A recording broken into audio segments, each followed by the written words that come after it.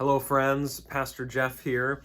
We continue our summer church book read using the text by Reverend Michael Curry, Bishop of the Episcopal Church, entitled Love is the Way.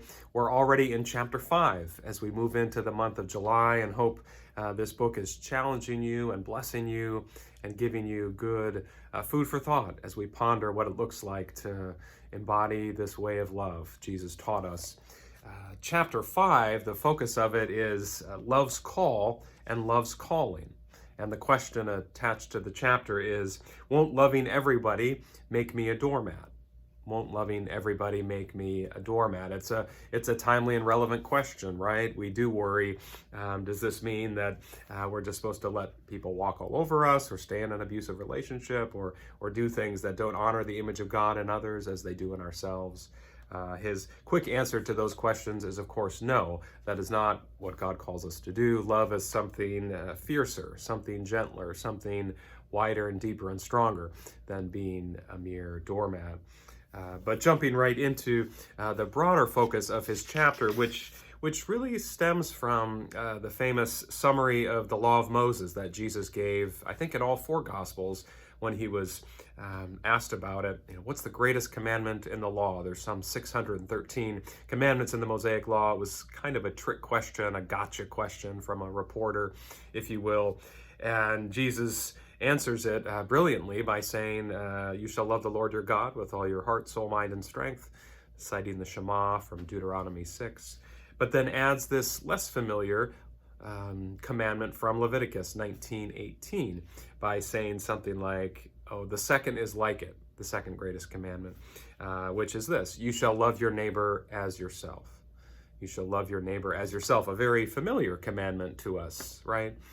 And yet, if you're like me, you've heard a lot more talk or wondered a lot more about how to love our neighbor than we have focused on the second part of that. Love your neighbor as yourself.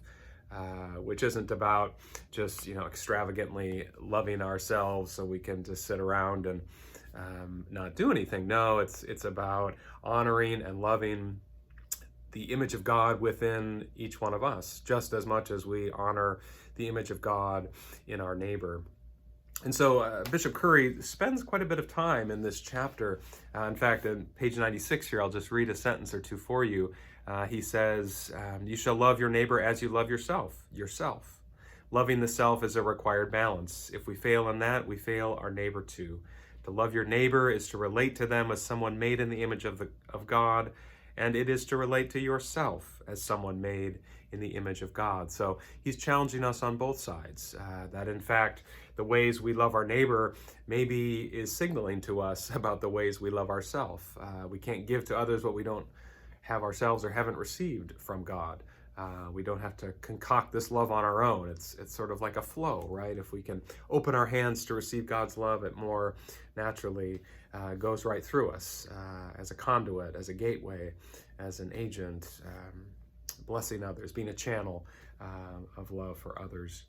The chapter has all sorts of interesting snippets in it, and you'll catch those when you read it. He talks quite a bit about his own calling to be a parish priest, something he resisted a little bit in his college years, and his dad was a little unsure about, wondering about how he'd support his own family someday.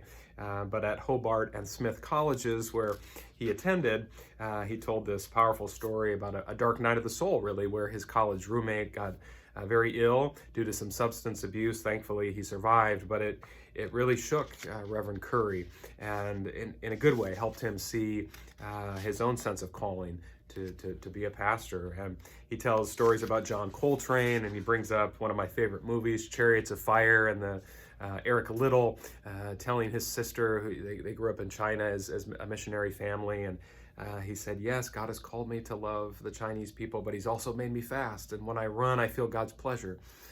This was sort of his argument for why he was going to compete in the 1924 Olympics. He talks as well about, did I mention John Coltrane, and sort of his own sense of getting clean and feeling a sense of purpose in life. He talks about his colleague, Bishop Harris, the first black female bishop in the Episcopal Church, and then his own sense of calling as the first presiding bishop of the American Episcopal Church, the first black individual to fill that role, which he has done since 2015.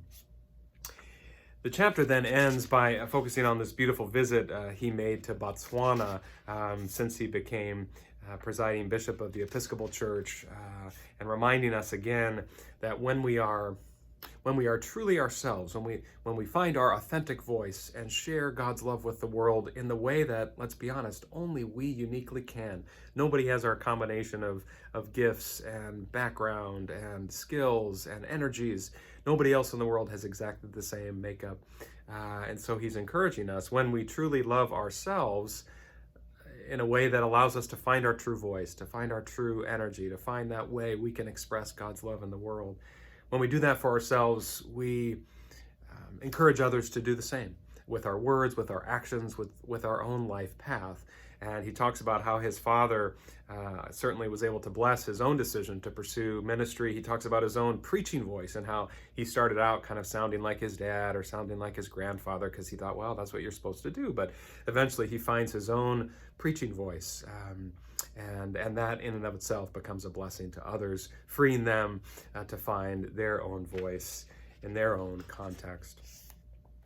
So friends, that's the gist of the chapter, and I guess I would end by asking you to find a practice, to find an hour or two this week and the week ahead to take stock of this call that Jesus gives us to love our neighbors as we love ourselves, and to focus on the second half of that commandment for a little while, for a week or two or a few hours, and see if you in fact are loving yourself, or if in fact you are not loving yourself. You are sort of repressing yourself and imitating others and finding your way in the world by looking at what others are doing, or if you're finding that grounded place of God's love that says, you are a child of God. I am a child of God. We are children of God together. And when we find that loving, liberating word, we ourselves give permission to others to do the same. So that's what I'd leave you with, friends. See you next week in chapter 6. Peace.